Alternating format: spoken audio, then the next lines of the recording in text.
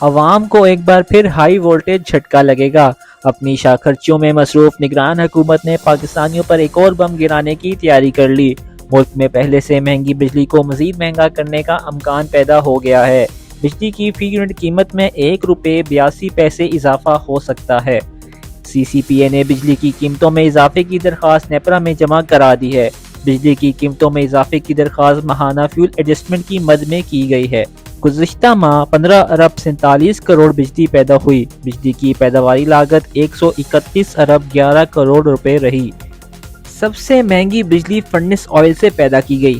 Furnace oil سے بجلی کی پیداواری قیمت 35 روپے 32 پیسے فی یونٹ رہی۔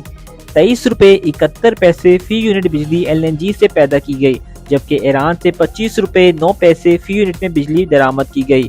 24 پیسے فی یونٹ بجلی لائن ٹاسز کی نظر ہوئی۔ بجلی کی قیمتوں میں اضافے سے ایک ماہ میں صارفین میں 31 ارب روپے کا بوجھ پڑے گا۔ بجلی کی قیمتوں میں اضافے سے متعلق نیپرا میں 27 ستمبر کو سماعت ہوگی۔